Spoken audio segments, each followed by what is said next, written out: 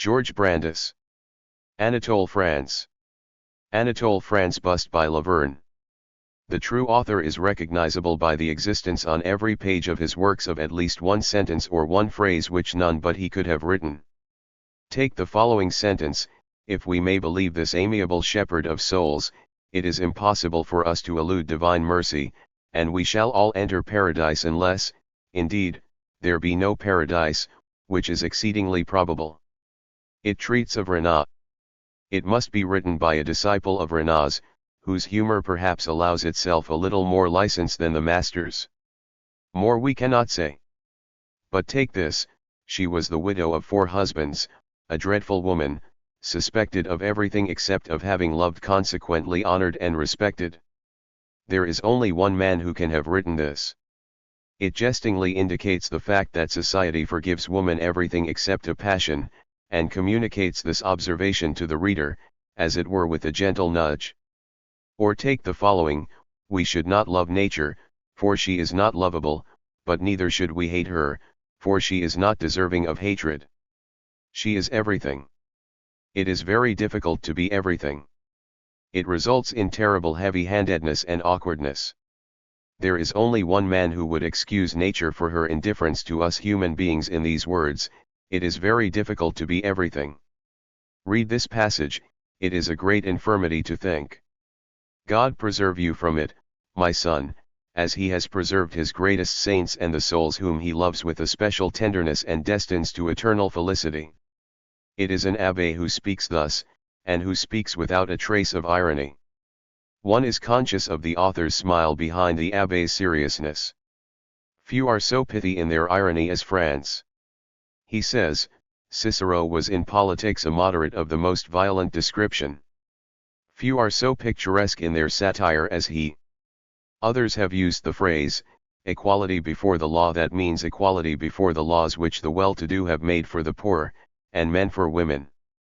Others have maintained that the ideal of justice would be an inequality before the law adjusted to the differences between individuals.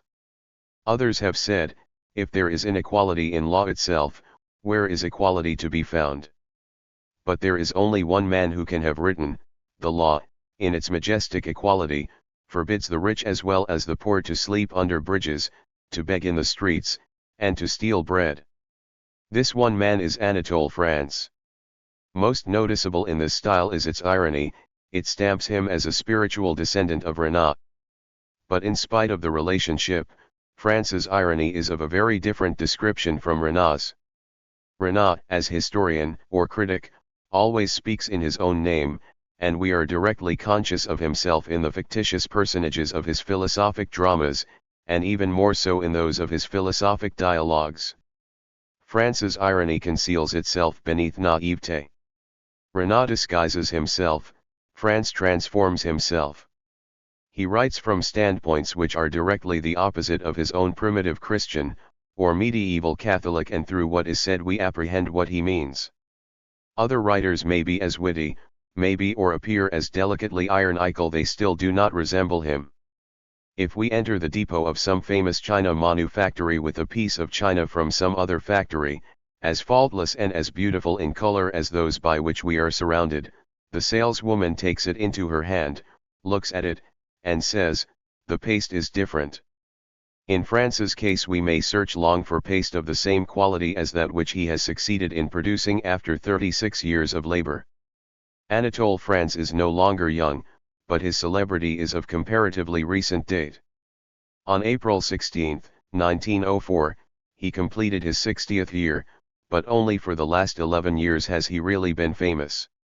He began as quite a young man to write literary and historical essays and tasteful poems, but he was 37 when he first attracted attention by his simple tale, Le Crime de Sylvestre Bonnard, and it was not until 1892–93 that he gave proof of his originality.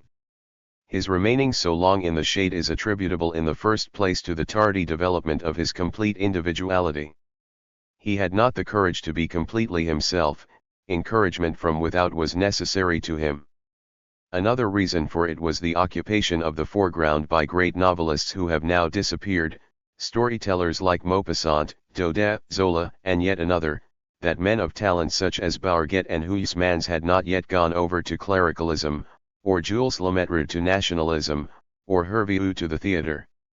Moreover, and this of prime importance, the great artist in style whose heir he is, Ernest Renan, was still with us. Not until the acute sceptic and enthusiastically pious thinker in whose footsteps he trod, and those luxuriantly fertile authors whose books excited most attention had passed away, was the space round that tree of knowledge which Anatole France had planted sufficiently cleared to allow the sunlight to fall upon it and the tree to become visible from every side. Those other Frenchmen were all born in the provinces d'Aude and Zola in Provence, Maupassant in Normandy, Renan in Brittany, Hervieux at Neuilly, Bourget at Amiens, Huysmans is of Flemish descent. France, who is cast in softer mould, and from the very beginning showed himself to be less sturdy than the Provençals and Normans, is a Parisian born, and bears the genuine Parisian stamp. His master, Renan, did not become a Parisian until towards the close of his life, until he had lost the Breton stamp, and ceased to be a pupil of the Germans. France was a Parisian from the beginning. The light and air of Paris were his native atmosphere, the Luxembourg gardens were to him French nature, and the street was his school. As a child he watched the dairy girls carrying milk and the coal heavers coals into all the houses of the Quartier Latin. He knows the Parisian artisan and small shopkeeper well. The windows of the stationers' shops riveted his attention with their pictures, and his first instruction was received in turning over the leaves of the books in the boxes of the poor salesmen on the Seine quays. He himself was the son of a poor bookseller, or rather bookseller's assistant. He was born in a bookshop, and brought up amongst old, wise books, mysterious reminders of a life which was no more. From them he learned how ephemeral existence is, how little of the work of any generation survives, and this has inspired him with a fund of sadness, gentleness, and compassion. It is extraordinary how many small bookshops he has described, in Paris and elsewhere, their books, their frequenters, the conversations held in them. Again and ever again does he occupy himself with these worthy booksellers on the banks of the Seine, with their wretched life, as they stand there in the cold and rain, seldom selling anything. We, to whom not one of the Frenchmen of today seems so French as Anatole France, for he embodies in himself the whole national tradition, descending from the romance writers of the Middle Ages through Montaigne to Voltaire, we are not surprised that he should have boldly assumed the name of his country in place of his own. France, however, was also the Christian name of his unassuming father. He was France Thibaut. But to the humble people of the street in which he lives, the little Olivilla said, the author is not France, they call him Monsieur Anatole. The streets by the Seine are always in his mind. He says somewhere, I was brought up on this quay, amongst books, by humble, simple people, whom I alone remember. When I am no more it will be as if they had never existed. Elsewhere he calls these riverside streets the adopted country of all men of intellect and taste. And in a third place he writes, I was brought up on the quays, where the old books form part of the landscape. The Seine was my delight. I admired the river, which by day mirrored the sky and bore boats on its breast, by night decked itself with jewels and sparkling flowers. A book lover he was and is. One of the first characteristics which strikes the reader of France's works is this literary culture, unusual in a novelist and story writer, and also its nature. Amongst French authors as a class we are accustomed to the unlearned, whose culture is restrictedly French, to the pupils of the normal school, whose culture is one-sidedly classical, and to the learned, whose culture is European. But France's is a wide, ample culture, gained in a Europe from which the Germanic nations are excluded. He knows neither English nor German. This is the chief difference between his culture and Renan's. But the want is less felt in him than in others. Renan was the Oriental philologist. The Semitic languages were his field, his intellect had been nourished upon German science. What France is thoroughly at home in is Latin and Greek antiquity, but he is also well versed in the Latin and Italian literatures of the Middle Ages. Therefore he is, be it noted in passing, a keen supporter of classical school education. I have, he says somewhere, a desperate attachment to Latin studies. Without them the beauty of the French genius would be gone. We are Latins. The milk of the she-wolf is the best part of our blood. He has made himself specially familiar with the age of ferment when Christianity was struggling with paganism in the ancient mind, with the Christian legends, which he retails with naivete and well-concealed irony, and with Italian and even more particularly French history, from the days of Caesar to the 18th century, the beginning of which lies in his reign Paddock. His art occupies itself very frequently with religious feelings and situations. And here the contrast with Renan is strongest.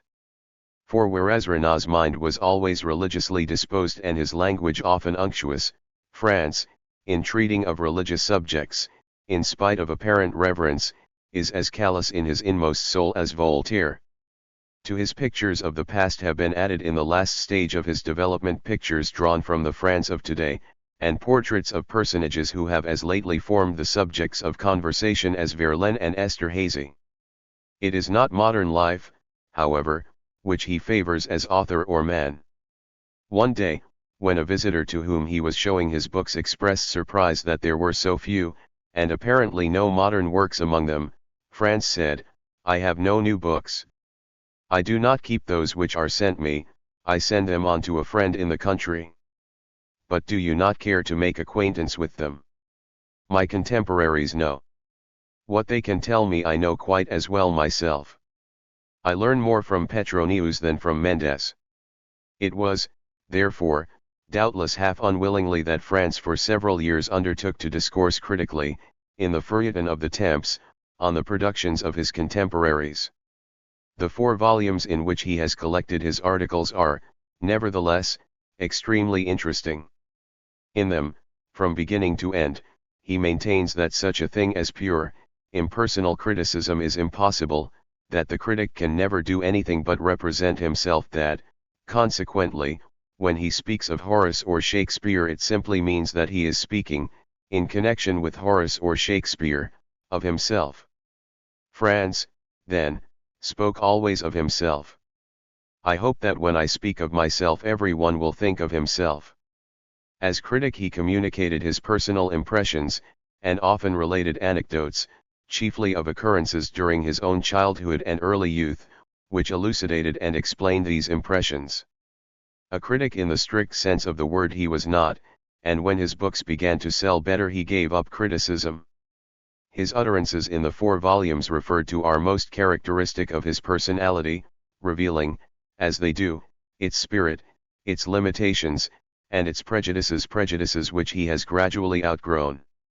The friend to whom France replied, "I have no modern books in my house," asked, smiling, "Not even your own?" "No," answered France, "what a man has built himself, even supposing it to be a palace he knows so well that he cannot endure the sight of it. I could not bear to have my own books in my hands. Why should I look at them? To avoid repetition. I certainly do perpetually repeat myself. This is unfortunately true. It is one of the besetting sins of the author. Too often does the same thought recur in his pages, expressed almost in the same words. At times he repeats in one book, page for page, what he has written in another. We can see what a faithful portrait of himself France has given us in the person of the sculptor in Les Rouges by comparing the above answer with the following passage. Madame Martin Bellomet says, "I see none of your own works, not a single statue or relief." De Chartres replies, "Do you imagine that it would be a pleasure to me to live among my own works? I know them far too well, they bore me." That de Chartres is only a mask for France is almost acknowledged in what follows. "Even though I have modelled a few bad figures, I am no sculptor, rather a bit of a poet and philosopher." In France's literary life, after a preparatory stage which lasted 15 years, there are 2 periods, which differ so much from each other that one might almost say, there are 2 Frances. In the first of these periods he is the refined satirist, who, from a station high above the human crowd, observes its endeavors and struggles with a superior, compassionate smile. In the second he appears as the combatant. He not only attaches himself to a party, but affirms as he does so his belief in the very things at which he has jest and scoffed: the sound instinct of the people, the significance of the majority, the increasing reality of progress in the doctrines which as a thinker he had declined to accept, those of democracy and socialism. When a friend once politely but plainly reproached him with this attitude as not perfectly honorable, Franz answered in a manner which avoided the real point by asking, "Do you know any other power capable of opposing that of the Church and nationalism in combination except the Socialist Labour Party?" He turned the theoretical into a practical question. When the friend remarked that he himself, under similar circumstances, had plainly announced his practical adherence to a party, but at the same time his dissent from its doctrine, Franz turned to some ladies who were present, and said, laughing, "Is he not impossible? As honest and obstinate as a donkey?" For more than half of his life Franz undoubtedly agreed with his Abbé Coinard, who had an affectionate contempt for mankind, and who would not have signed the Declaration of the Rights of Man, not a line of it, because of the sharply defined and unjust distinction made in it between man and the gorilla. He in those days inclined, like Coinard, to the belief that men are mischievous animals who can be kept under control only by force or cunning. Even many years later, after he has proclaimed himself a democrat, he makes his mouthpiece, Bergerac, say to his dog, "Tomorrow you will be in Paris." It is an illustrious and noble city. The nobility, to tell the truth, is not common to all its inhabitants. It is, on the contrary, to be found in only a very small number of the citizens. But a whole town, a whole nation, exists in a few individuals who think with more power and more justice than the rest. And later, in the same book, when Becket, with gaping jaws and flaming eyes, has flown at the heels of the clever workman who has been setting up Bergerac's bookshelves, his master explains to him that what exalts a nation is not the foolish cry that resounds in the streets, but the silent thought which is conceived in a garret, and one day changes the face of the earth. France does not share the reactionaries' fear of the power of the masses. But if he does not fear it, it is not because of their wisdom. It is because of their caution. He knows that fear of the unknown renders universal suffrage a perfectly safe institution. He has made too good use of his eyes and his reasoning powers to have more reverence for the sovereign people than for any of the other sovereigns to whom men throughout the ages have offered homage and flattery. He knows that knowledge is sovereign, not the people. He knows that a foolish cry, though taken up by 36 millions of voices, does not cease to be foolish, and that truth is irresistible and will make itself ruler of the earth, though it may be perceived and proclaimed only by a single man, and though millions may unite and shout in chorus against his individualism. France is no optimist. He has seen too much declension and apostasy around him in France and Europe generally, to believe in the fable of uninterrupted progress. He has lived through times of universal indifference and apathy, when no sting was sharp enough to stir men to think, much less to act. When men's souls are hungering and thirsting after unrighteousness, it is of little use offering them a refreshing draught of culture. As is said of the people in Bergerac, it is not easy to make an ass which is not thirsty drink. France knows, too, what popularity means.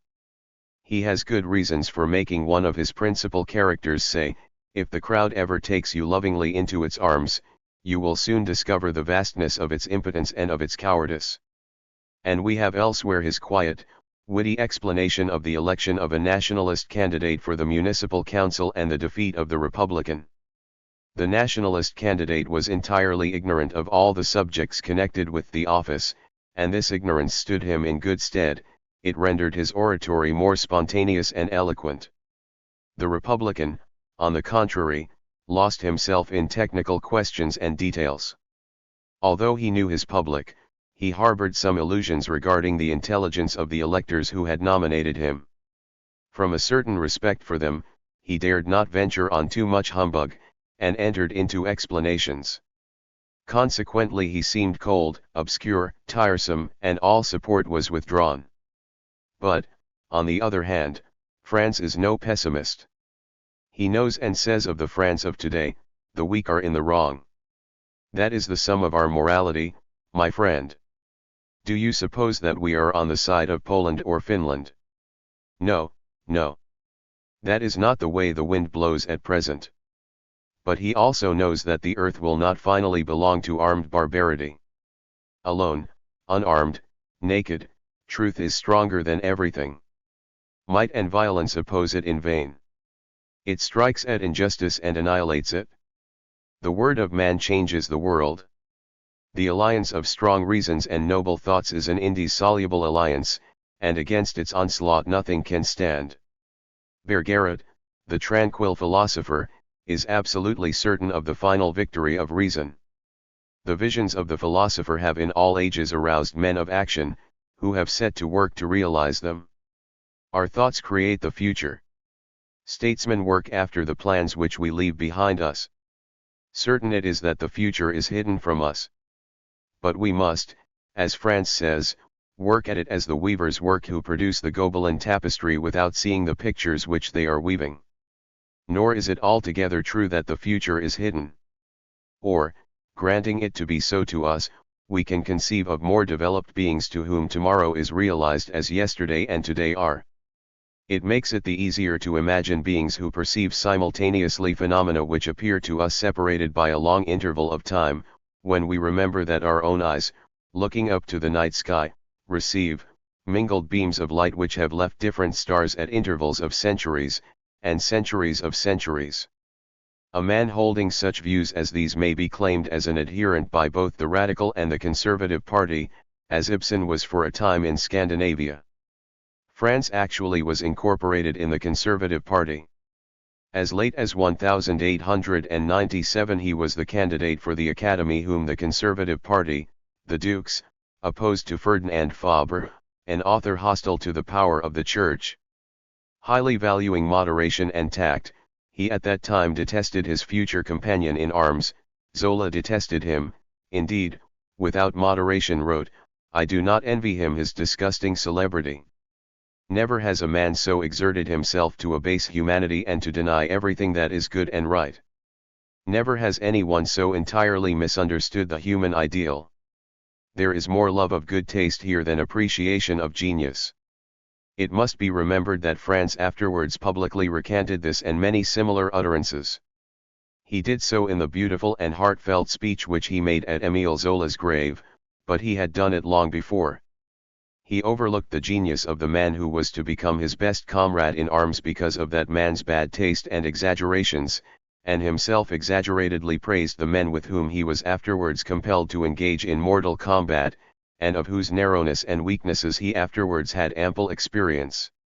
He wrote in serious earnest, "I do not believe that more intelligent men than Paul Bourget and Jules Lemaitre can ever have existed." He had no perception then of Bourget's fear of hell, or of Lemaitre's want of moral equilibrium. Here is his testimonial to the latter, the future nationalist fanatic. He is one of the men who bear ill will to none, but are long-suffering and benevolent. His is a fearless spirit, a smiling soul, he is all tolerance. When this was written Jules Lemaitre was already malicious and ungenerous, though perhaps not yet base. A few years later he was, as vice-president of the Patrie Française, leader of the band which kept Dreyfus prisoner in the Isle du Diable and advocated the coup d'état against Laubet. A few years later Paul Bourget had returned to the bosom of the Roman Catholic Church, and was attacking with the utmost violence every progressive movement, even the enlightenment of the people and instruction for the working man. These were France's models of intelligence. Compared with the attitude of these men, France's own attitude during the past 6 years may almost be termed exemplary. It may be that as the popular orator, a career for which he was not intended by nature, he has proclaimed himself rather more strongly convinced than he is in his inmost soul. This does not prevent its being the real man who has come to light during the last decade, the man who was concealed behind the thinker's play of thought and the poet's metamorphoses.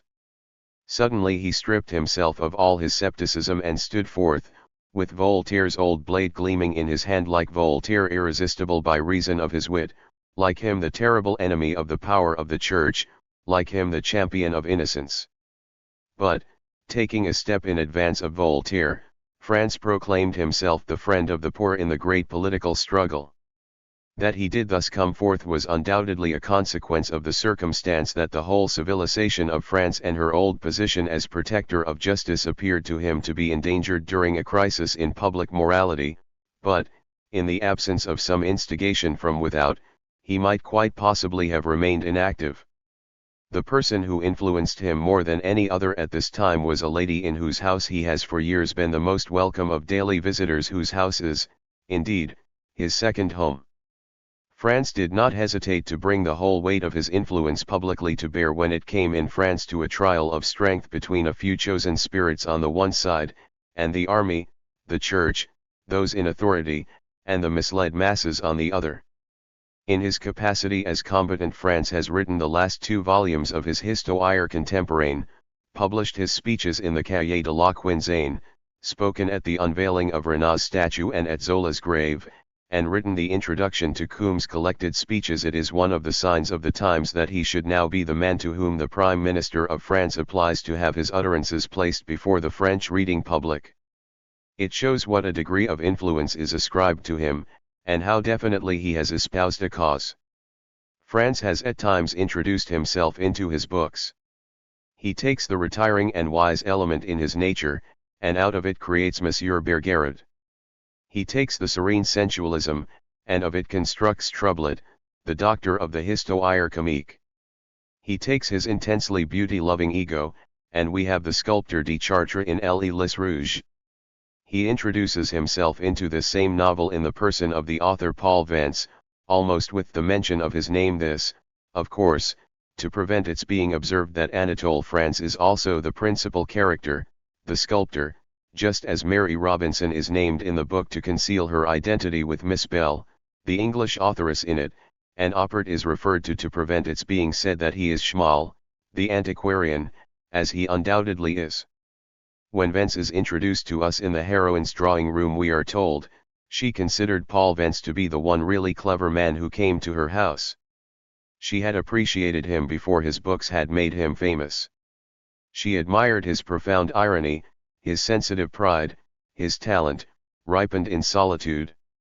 And to such an extent is Paul Vance France himself that when, towards the end of the book, he remarks, he was a wise man who said, "Let us give to men for their witnesses and judges irony and compassion," an utterance to be found in more than one of France's books. Madame Martin Bellomet answers, "But, Monsieur Vance, it was yourself who wrote that."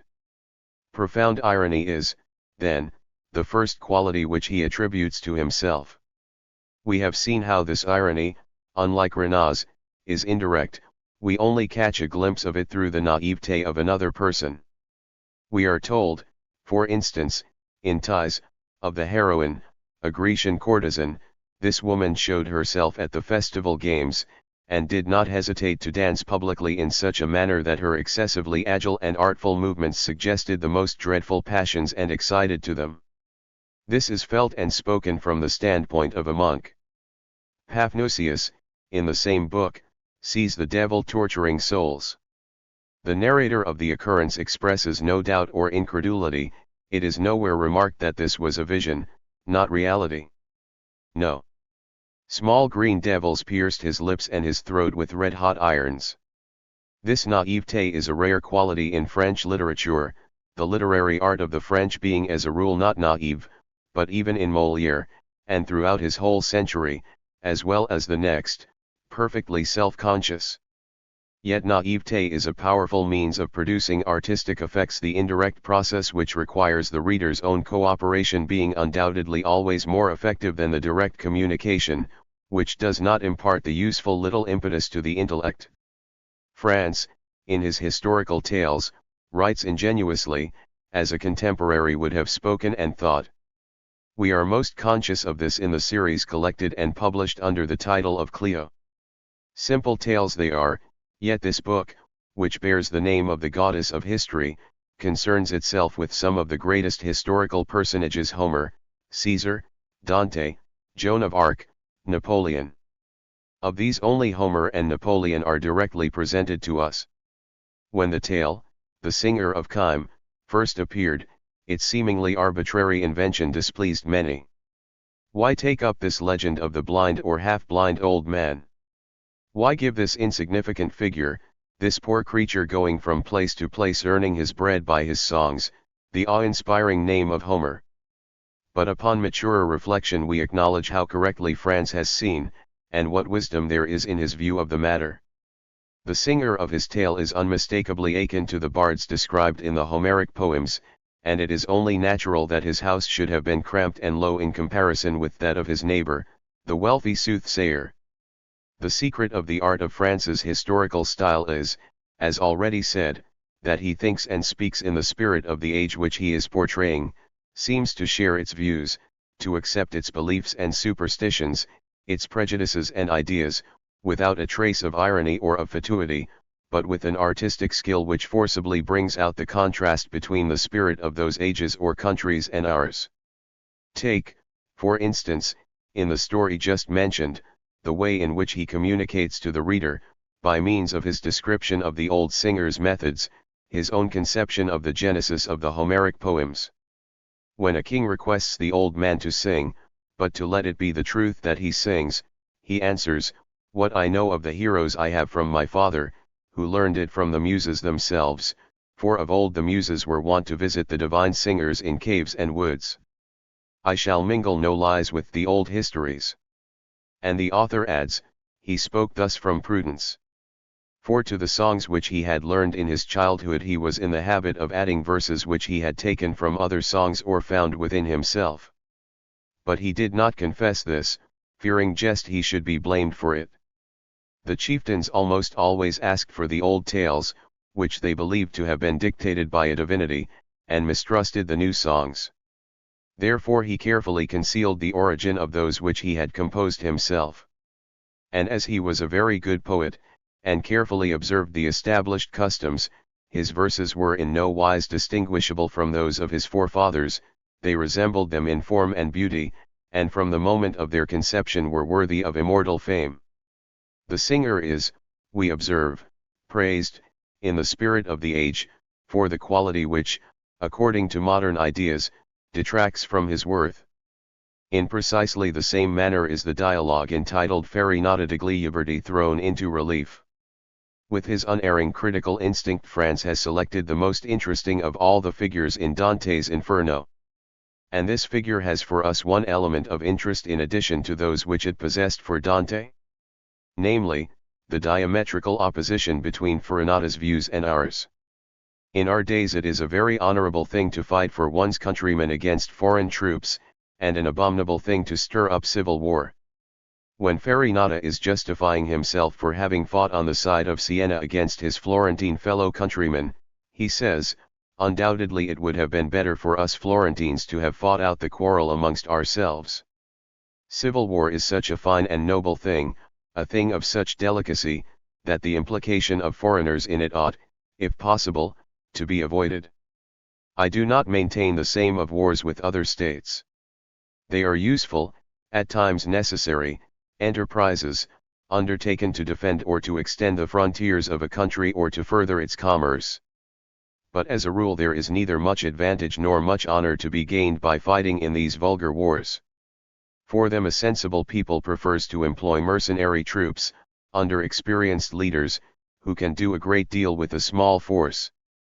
To appreciate the characteristic qualities of this dialogue the reader should compare it with the corresponding versified dialogue by Robert Browning, in which the old Italian passionateness finds expression. Browning's language is more vehement than Franz's, more spasmodic and more spontaneous. Franz, as a rule, produces his effect entirely by the contrast between the inner logic of men's feelings in these old days and in ours. The most fully elaborated of the tales is that entitled Camillus, the Atrebate, which describes the career of a Gallic chieftain in the time of Caesar. Although the author appears to have drawn as freely on his imagination here as in the Singer of Kyme, he has in this case built upon a sound historical foundation. The reader with Caesar's commentaries fresh in his memory will remember what they tell about the Atrebate chief, Camillus. To Franz it has been a congenial task to probe the mind of a barbarian of those days to describe Camillus's carefree life as the chief of his tribe, to show how he is won over by the Romans and feels flattered by being called Caesar's friend, but is gradually led to regard the loss of freedom as a disgrace, until his feeling towards the Romans becomes the barbarians' fierce hatred. Most readers will feel that not until they made acquaintance with this story had they a thorough understanding of the difference between the Roman methods of warfare and those of the barbarians, and in especial of the skill in engineering which had been acquired by the little dark soldiers who made war more with the pickaxe and the spade than with the javelin and the sword. Very masterly is the description of the barbarian king's astonishment and affright when, after an absence of a few years, he returns to his poor capital, Nemetoiana, and finds it transformed by the Romans into a magnificent town, with temples and colonnades. He cannot but believe them possessed of magic power. We follow him with keen interest as he wanders through the town disguised as a beggar. We watch his surprise at the paintings on the houses, of the subjects of which he understands nothing. We see him murder a young Roman who is sitting in the amphitheater composing Latin verses in a Greek meter to his Phoebe. Here again France produces his effect by the silent throwing into relief of the difference between men's ideas in those days and in ours. He writes as follows, for instance, of the prefect of the Roman horse, Caius Volusinus Quadratus, who resolves to invite Camillus to a friendly conference, and to have a deadly blow dealt him from behind whilst he himself is taking him by the hand. He was a good general, learned in mathematics and mechanics.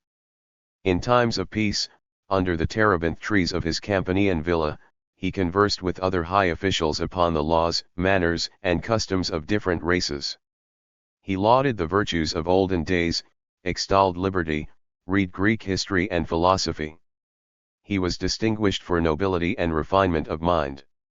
And as Camillus the Atrebate was a barbarian, hostile to Rome and the Roman cause, he considered it right and wise to have him assassinated. Although it is only in faint silhouette that Caesar is presented to us, we are conscious here, as elsewhere, that Anatole France is deeply interested in him. He admires him without any cordial sympathy. His Abbé Coinard, who muses upon Caesar, is repelled by his cruelty. The cutting off of the Gauls' hands at Uxellodunum is, of course, not forgotten. Yet Caesar was more merciful than any other Roman general. But France, following his usual custom, puts into one book all that tells in favor of Caesar, and into another what tells against him. He has done the same with Napoleon. In l'Île Rouge the shallowness of Napoleon's character is dwelt upon, nay, insisted upon to such an extent that poor Napoleon III is actually maintained to be a more interesting figure. In the short story, La Murin, we are, on the other hand, told of the young commander's inclination to mysticism, of his mysterious belief in his own future. And France puts into his mouth the following profound words, "No man escapes his fate." Brutus, who was a mediocrity, believed in the power of the human will. A greater man does not harbor that illusion. He sees the necessity which limits him. Children are rebellious. A great man is not. What is a human life? The curve traced by a projectile.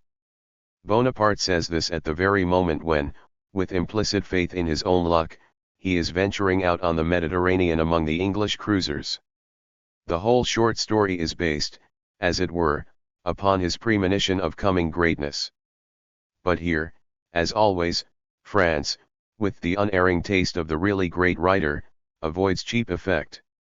India rubber in hand, he goes over all the outlines, erasing, toning down.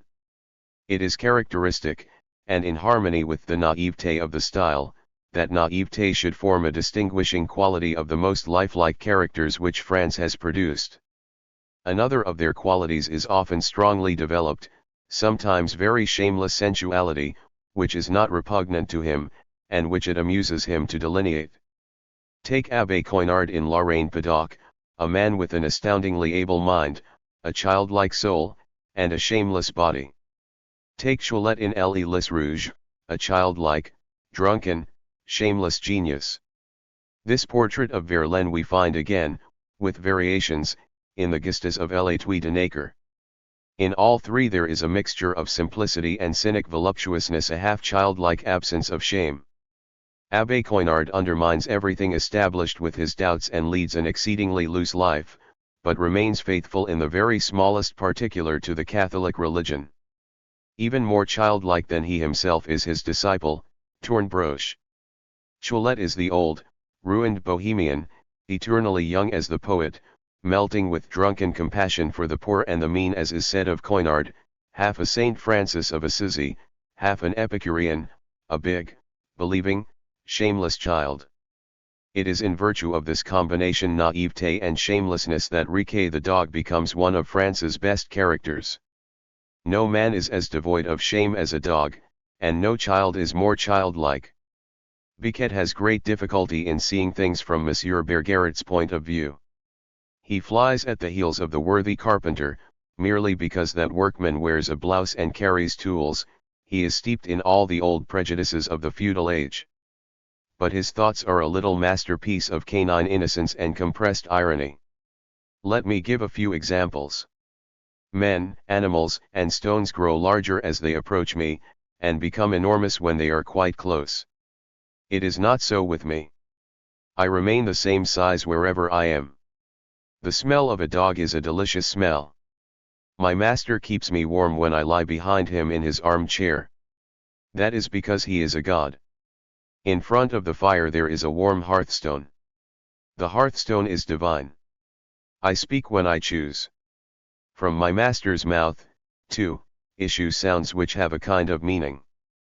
But their meaning is less plain than that which I express with my voice. Everything uttered by my voice means something. But from my master's mouth comes much senseless noise. There are carriages which horses draw in the streets. They are terrible. There are carriages which move of themselves, puffing loudly. These, too, are full of malice. People in rags deserve to be hated, and also those who carry baskets on their heads or roll casks. Children who run about the streets, chasing each other and screaming, are hateful too. I love my master because he is powerful and terrible. An action for which one is thrashed is a bad action. An action for which one is caressed or given something to eat is a good action.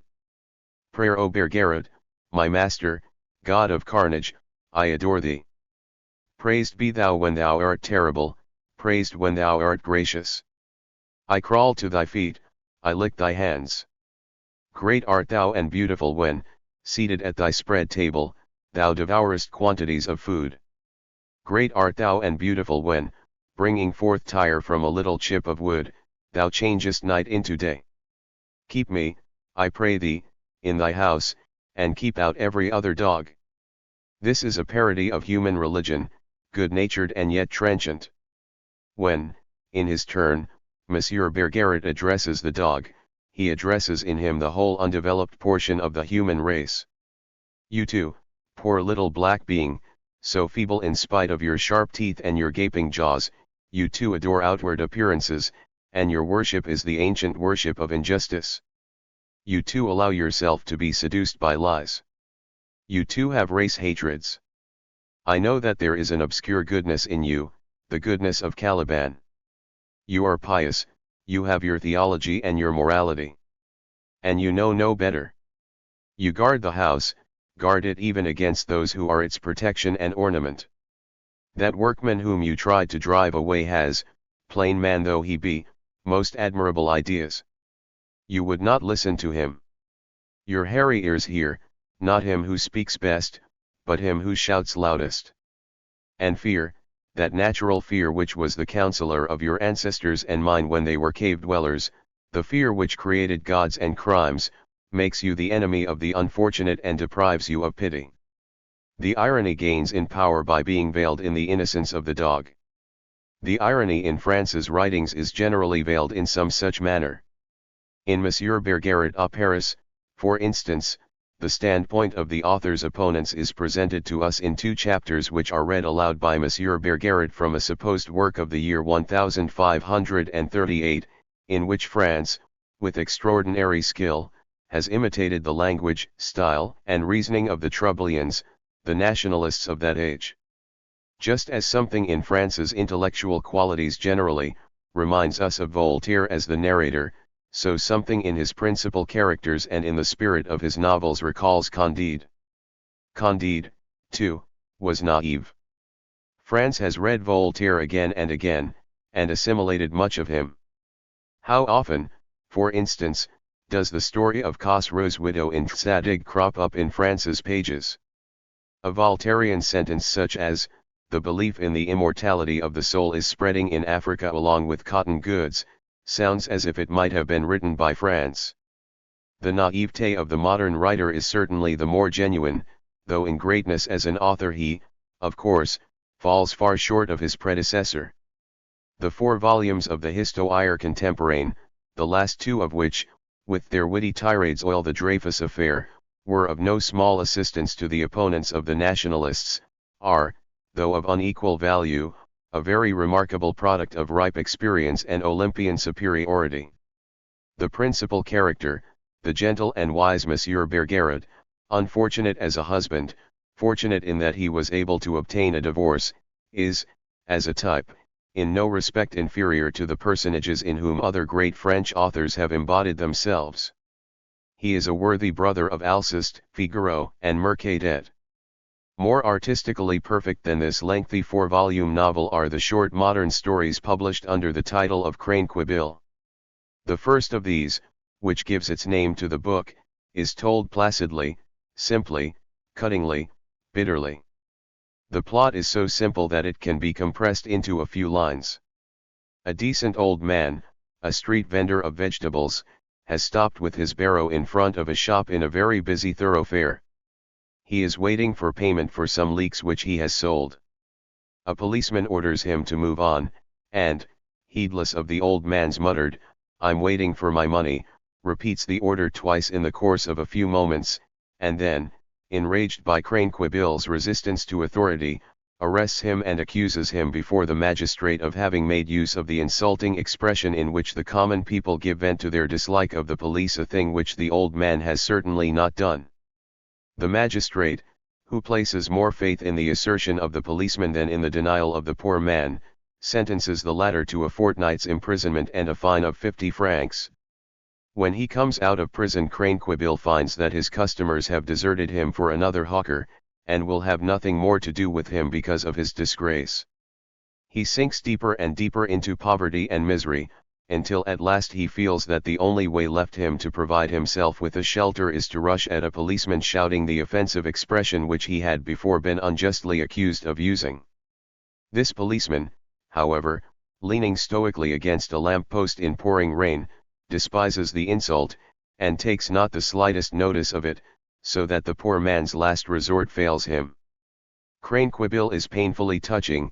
The next little story, Putois, is both witty and pregnant with meaning. "Lucien," says Zoe to her brother, "Monsieur Bergeraud, you remember Putois?" "I should say so. Of all the familiar figures of our childhood, no other is still so vividly before my eyes. He had a peculiarly high head. And low forehead," adds Mademoiselle Zoe. And now brother and sister intone in turn, with perfect seriousness, as if they were giving a description for legal purposes: "Low forehead, wall-eyed, unable to look one in the face, wrinkles at the corner of the eyes, thin, rather round-shouldered, feeble in appearance, but in reality extraordinarily strong, able to bend a 5-franc piece between his first finger and thumb enormous," and many other particulars. Monsieur Bergeraud's daughter Pauline asks, what was Putois? And is told that he was a gardener, the son of respectable country people, that he started a nursery at Saint-Omer, but, proving unsuccessful with it, had to take work where he could find it, and that his character was none of the best. When Monsieur Bergeraud the elder missed anything from his writing table, he always said, "I have a suspicion that Putois has been here." "Is that all?" asks Pauline. "No, my child, that is not all. The remarkable thing about Putois was that, well as we knew him, he nevertheless did not exist," said Zoe. "How can you say such a thing?" cried Monsieur Bergeraud. "Are you prepared to answer for your words, Zoe? Have you sufficiently reflected upon the conditions of existence and all the modes of being?" Then Monsieur Bergeraud explains to his daughter that Putois was born as a full-grown man in the days when he himself and his sister were boy and girl. The Bergerets inhabited a small house in Saint Omer, where they led a quiet, retired life, until they were discovered by a rich old grand-aunt of Madame's, Madame Cornouiller, the owner of a small property in the neighborhood, who took advantage of the relationship to insist upon their dining with her every Sunday, a Sunday family dinner being, according to her, imperative among people of their position. As Monsieur Bergeret was bored to death by these entertainments, he in time rebelled, refused to go, and left it to his wife to invent excuses for declining the invitations. And thus it came about that the usually truthful woman said one day, "We cannot come this week. I expect the gardener on Sunday." Putois had received his first attribute. Glancing at the scrap of ground belonging to the house, Madame Cornouiller asked with astonishment if this were the garden in which he was to work, and on being told that it was, very naturally remarked that he might just as well do it on a weekday.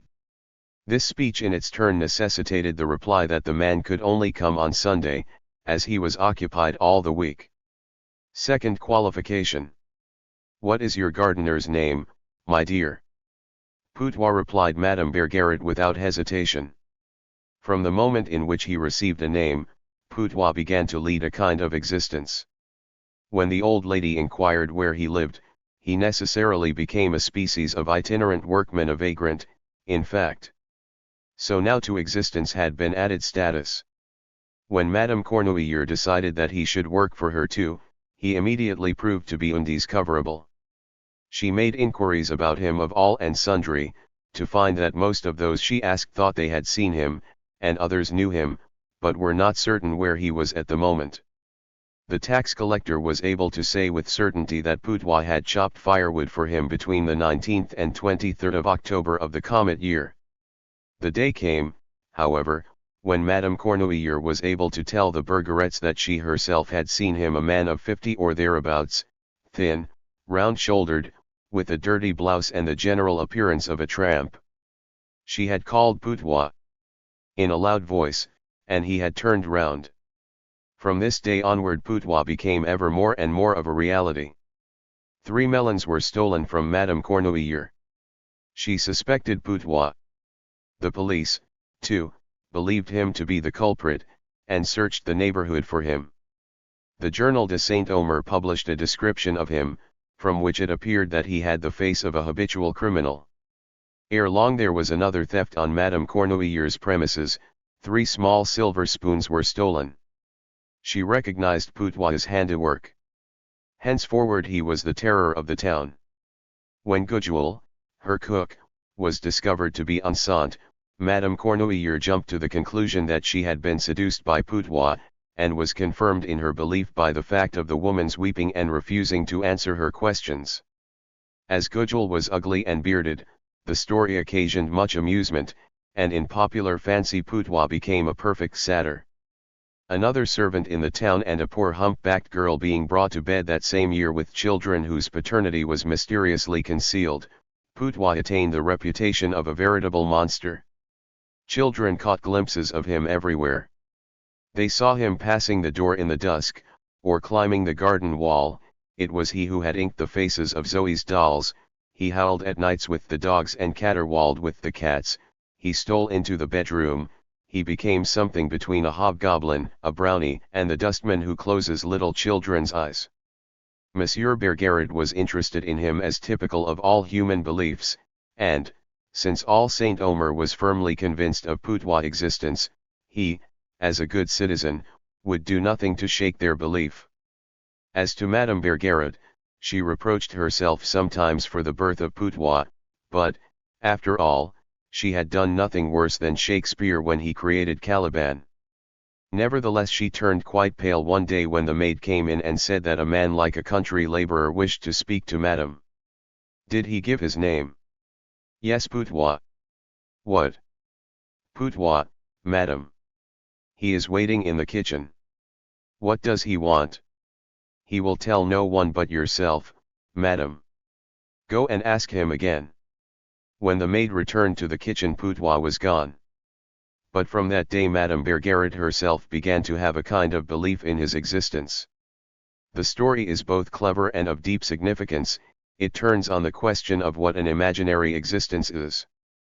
Putwa generation is the generation of a myth, and he exerts the influence which mythical characters do. No one can deny the rule of mythical beings over the minds of men, their influence on human souls. Gods and goddesses, spirits and saints, have inspired enthusiasm and terror, have had their altars, have counseled crimes, have originated customs and laws. Satyrs and Muses have occupied the human imagination, have set chisels and brushes to work century after century. The devil has his history, extending back for thousands of years, has been terrible, witty, foolish, cruel, has demanded human sacrifices, and has not only been worshipped by magicians and witches, but has, up to our own days, had his priests. France, however, has not the devil alone in his mind, his thoughts range higher. And he not only throws light in a bantering way on the formation of a myth, but also, and still more vividly, upon human verdicts. When Madame Cornuillier suspects Madame Bergeret of wishing to keep the vagrant gardener for herself, of not allowing other people to have any share in Putwa, the writer remarks, as it were with a smile, that many historical conclusions which are accepted by everyone are as well founded as this conclusion of Madame Cornuillier's. Here, as elsewhere, France asserts that it is foolish to believe in the just judgment of posterity. He has always thought it strange that Madame Roland should have appealed to impartial posterity, without reflecting that if her contemporaries, who guillotined her, were cruel apes, there was every probability of their descendants being the same. The world's history is the world's verdict, wrote Schiller. He is a naive man who believes this.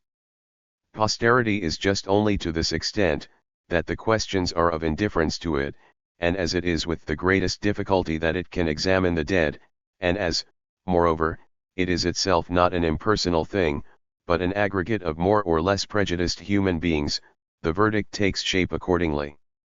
Historic justice is a Putwa. Fame is a Putwa, an imaginary, impalpable being, that is pursued by thousands, and that melts into nothing just when it should display itself in full vigor, namely, after their death. Everywhere we have imaginary, artificial existence, proclaimed to be real, and accepted as such. It is not at all necessary to confine ourselves to religion, where it is only too easy to discover Putwa, whose huge shadow darkens theology in its entirety. Let us think of the illusions in politics, of the part played by titles in social life. Or let us remember the place occupied by imaginary existences in our own emotional life.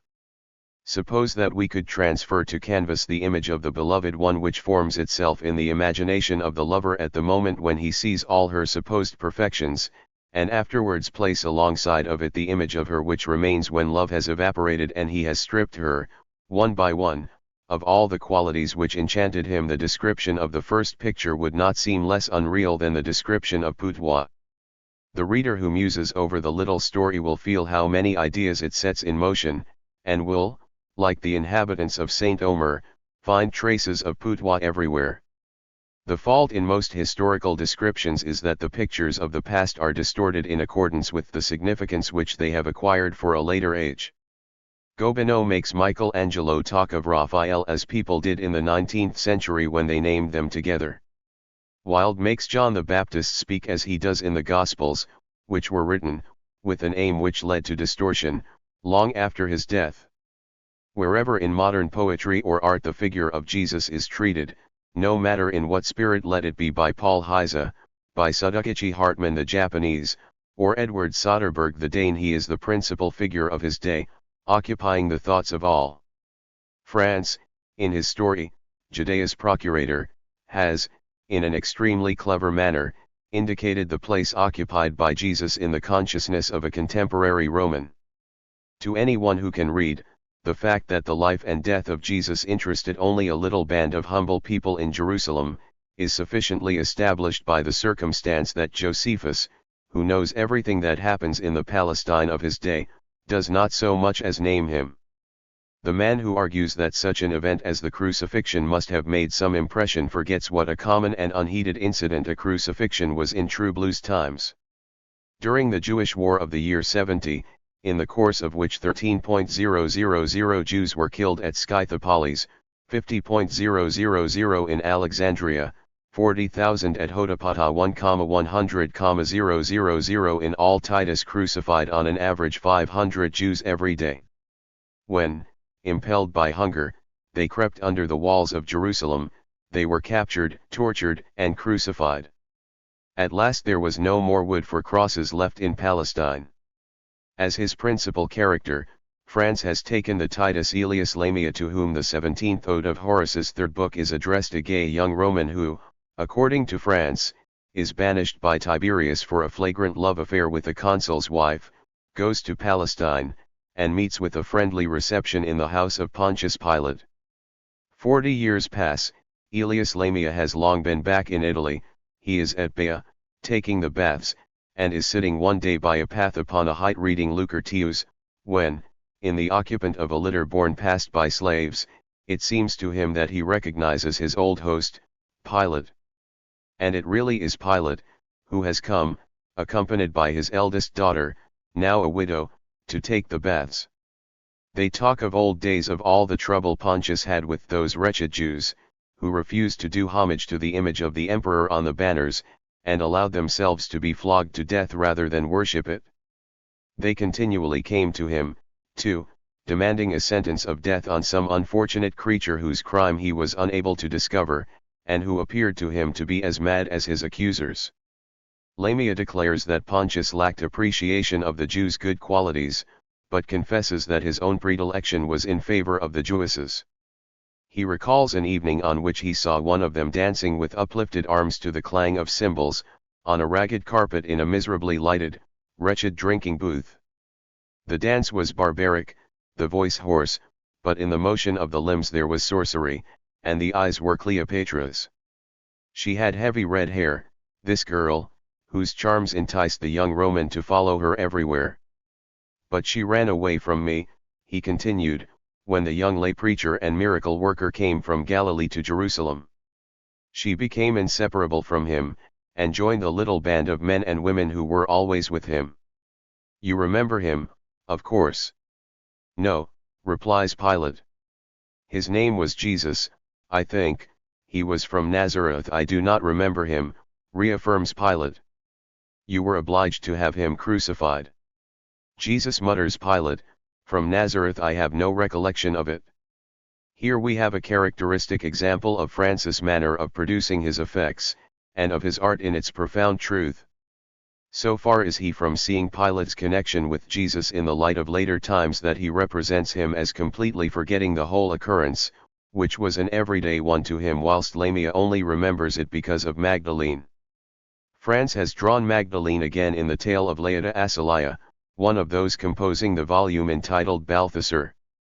Here he represents her as driven from Judea, and arriving by ship at Marseilles, where she tries to convert her protectress, a Roman knight's wife. The Roman lady desires a child. Magdalene promises to pray for her. The next time she comes to the house, Laeta Asilia is pregnant. And now Magdalene tells her that she herself was a sinner when she first beheld the fairest of men, the Son of Man, that he drove 7 devils out of her, and that she fell on her knees before him in the house of one Simon and poured precious ointment from an alabaster box over his sacred feet. She repeats the words which the gentle rabbi uttered in her defense when his disciples, with coarse taunts, would have driven her away. Since then she has lived in the shadow of the Master as in a new paradise. And to her it was that he appeared first after his resurrection. It seems to the Roman lady that Magdalene is endeavoring to impart to her a distaste for the pleasures of her placid life. Until now she has had no idea of there being any other happiness in the world except that which she knows.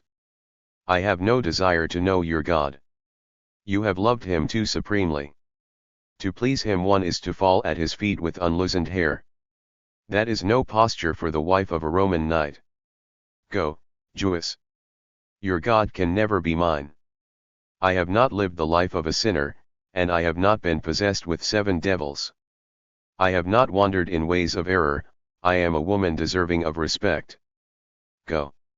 What attracts France in these characters is the contrast between the emotional life of the two women, between the religiously erotic rapture of the Asiatic and the tradition-sanctioned conjugal love of the Roman matron.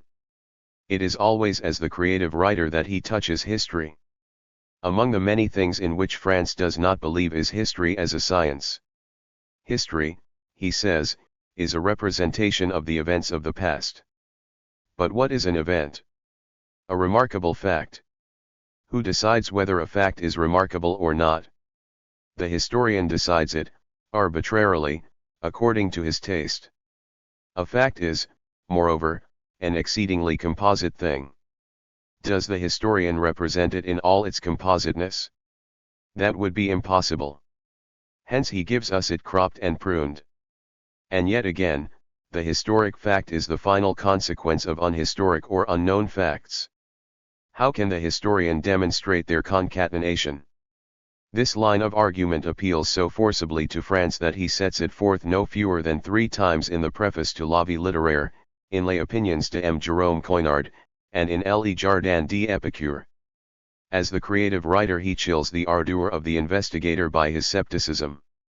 It is, he says, impossible to know the past, no one is able to read everything that would require to be read. Twice he relates the same fable in illustration of his argument. When young Prince Zamiri succeeded his father on the throne of Persia, he summoned a convocation of all the learned men of his kingdom, and addressed them thus. My revered teacher has impressed upon me that kings would be less liable to error if they were acquainted with the history of the past. Write me a history of the world, and make certain that it is complete. After the lapse of 20 years the learned men reappeared before the king, followed by a caravan composed of 12 camels, each bearing 500 volumes. The secretary of the society made a short speech and presented the 6,000 volumes. The king, whose time was fully occupied with the affairs of the state, expressed his gratitude for the trouble taken, but added, I am now middle-aged, and even if I live to be old I shall not have time to read such a long history. Abridge it? After laboring 20 years longer the learned men returned, followed by 3 camels bearing 1,500 volumes, and said, Here is our new work, we believe that nothing essential is omitted. That may be, but I am an old man now. Abridge still further, and with all possible speed. After the lapse of only 10 years they reappeared, followed by a young elephant, bearing only 500 volumes. This time we have been exceedingly brief. Not yet sufficiently so, replied the king. My life is almost over. Abridge again.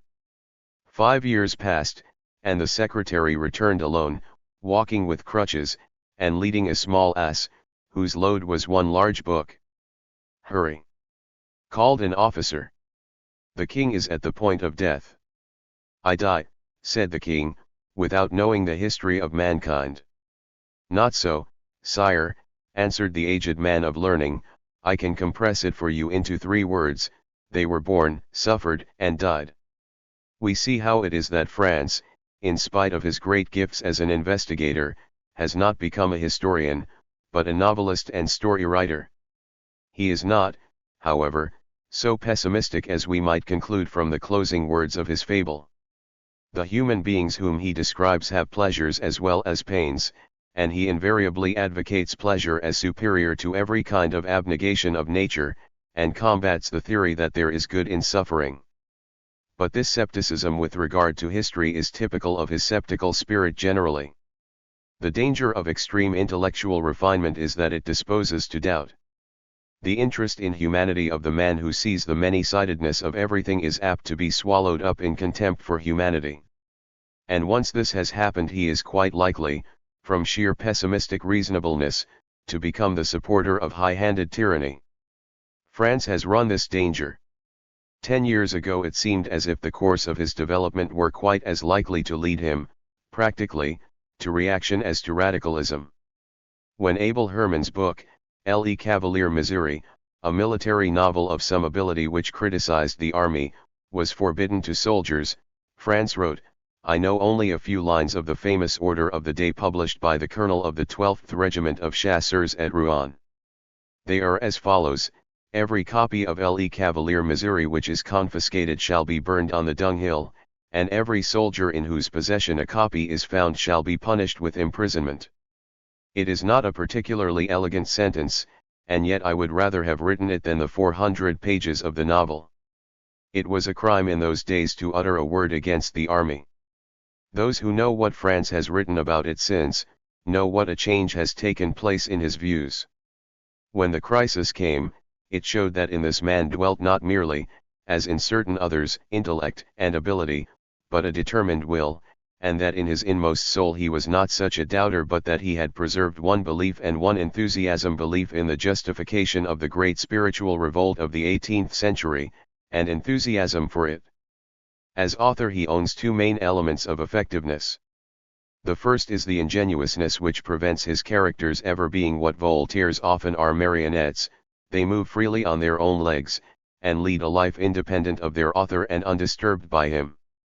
Their naivete makes them natural. Manuscript of a letter. The second element is art.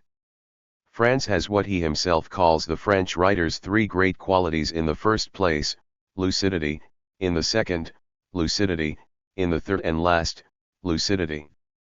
But this is only one fundamental quality of his art. He has proved himself possessed of moderation and tact, in which for him, as the true Frenchman, all art consists. His detestation of Zola as a novelist was due to that Italian's utter lack of moderation as an artist. He himself as narrator is always subdued. He lacks passion, and he is never wanton. His eroticism is only Epicureanism.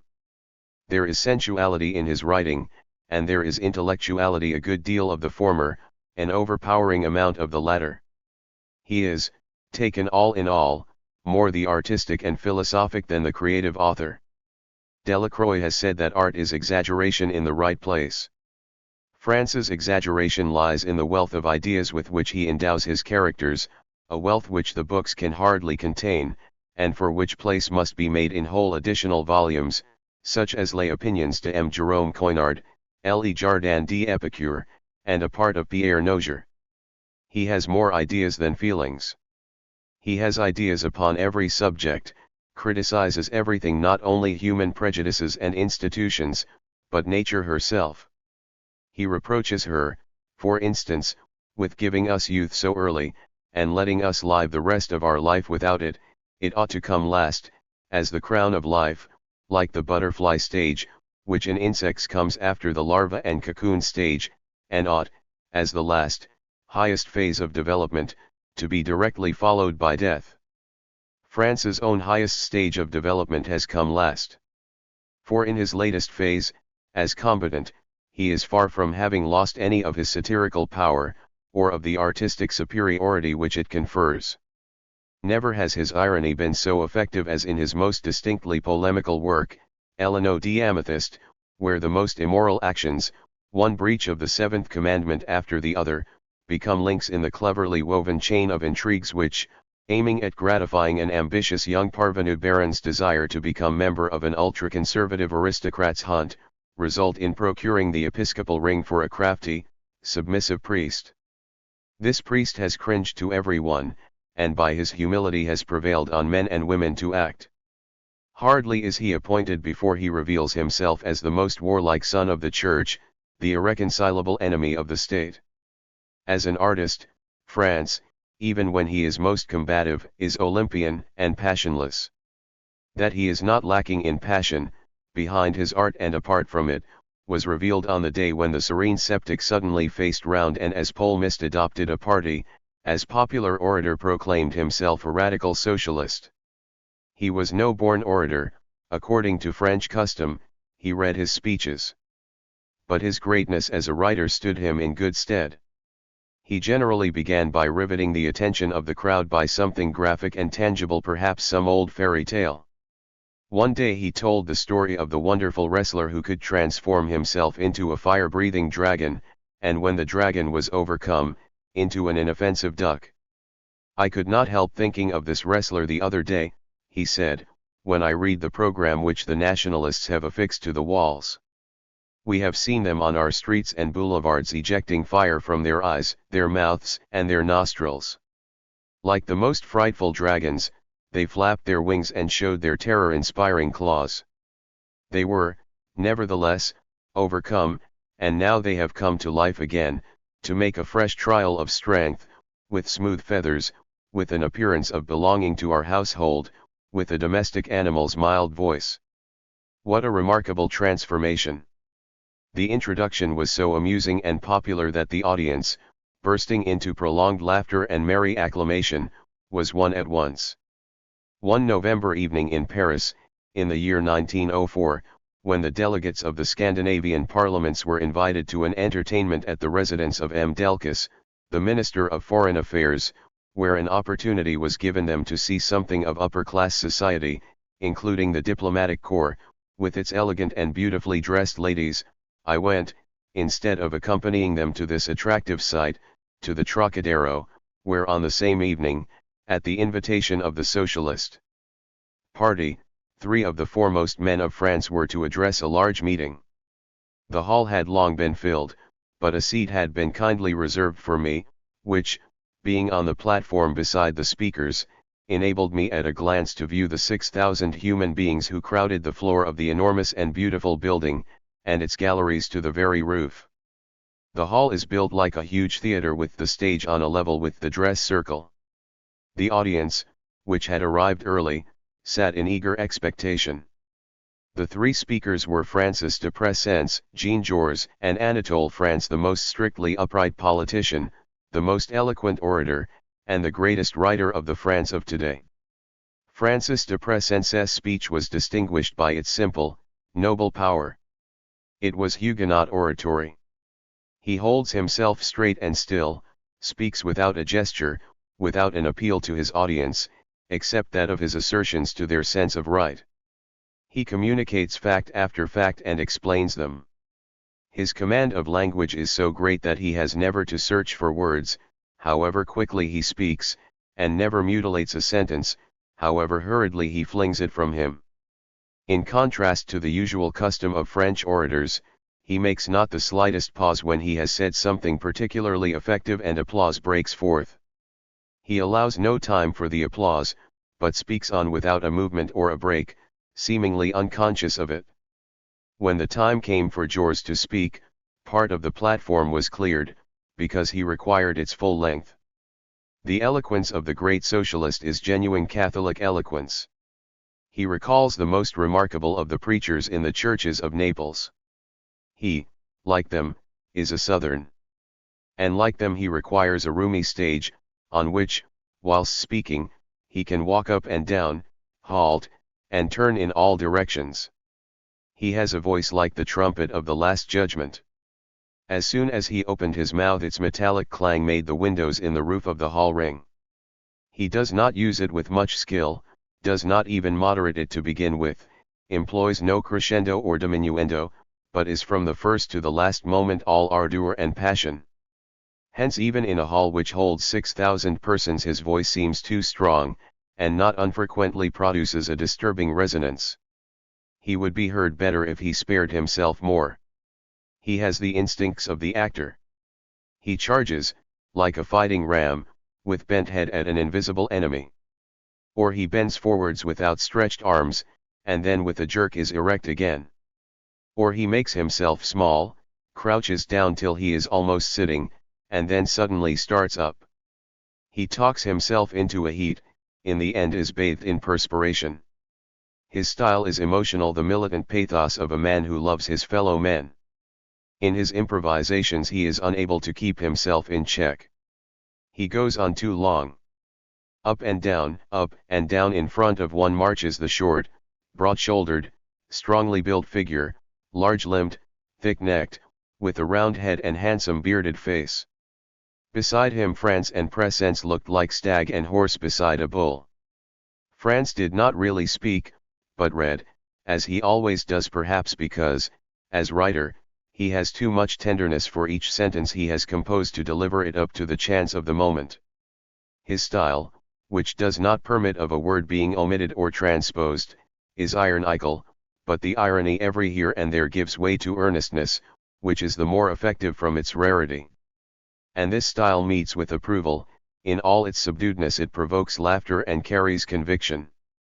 He relates what has happened, interjects a point of interrogation and his hearers smile, a point of exclamation and they are compelled to reflect. He inserts a parenthesis, and between its curves one catches a glimpse of all the stupidity and insolence standing outside of them. France spoke first of the state of matters produced by Bonaparte's Concordat, of the fact that the state pays the clergy of three creeds, the Catholic, Protestant, and Jewish, but only of these three, although during the course of the 19th century the country has acquired far more Mohammedan subjects than it has Protestant or Jewish. He said, with a playful allusion to the old story of the three rings, told by Boccaccio and employed by Lessing in Nathan der Wise. With us the minister of public worship, like the father in the old Jewish parable, has three rings. He does not tell us which is the true one, and in this he is wise. But if he is to have more than one, why limit the number to three? Our heavenly Father has given his sons more than three rings, and they are not able to discern which is the original, the true ring. Monsieur le Ministre, why have you not all your heavenly Father's rings? You pay the clergy of certain creeds and not those of others. You surely do not make yourself the judge of religious truth? You cannot maintain that the three religions are in possession of the truth, seeing that each of them vigorously condemns both the others. As everyone is aware, the encroachments of the Roman Catholic Church have led to the urgent demand by the Republican Party for separation of church and state. France maintained that this separation must take place at once. But what are to be its conditions? He scoffed at the old cry, a free church in a free state. This would be equivalent to an armed church in a disarmed state. We undoubtedly owe the church liberty, he said, only not an absolute, theoretical liberty, which does not exist, but real liberty, a liberty which is bounded by all other liberties. You may be perfectly certain, however, that the church will not be the least grateful to us for this. It will receive this liberty as an insult and mockery. France then proceeded to speak of the relations between Europe and Eastern Asia, and in doing so said, the European powers have accustomed themselves, whenever any breach of order occurs in the great empire of China, to send out troops either one power independently or several in combination, which troops restore order by means of theft, violence, plunder, slaughter, and incendiarism, and pacify the country with guns and cannons. The unarmed Chinese do not defend themselves, or defend themselves badly. They are slaughtered with agreeable facility. They are polite and ceremonious, but we reproach them with a want of goodwill towards Europeans. Our complaint against them is of the same nature as Monsieur Duchaillu's complaint of the gorilla. That gentleman shot a female gorilla. She died clasping her young one to her breast. He tore the young animal from its mother's arms, and dragged it after him across Africa to sell it in Europe. But it gave him just cause of complaint. It was unsociable.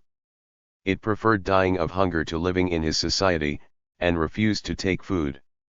I was, he writes, unable to overcome its bad disposition. We complain of the Chinese with as much right as M. Duchaillu complained of his gorilla. France went on to speak of the yellow danger for Europe, and demonstrated that it was not to be compared with the white danger for Asia. The yellow men have not sent Buddhist missionaries to Paris, London, and St. Petersburg.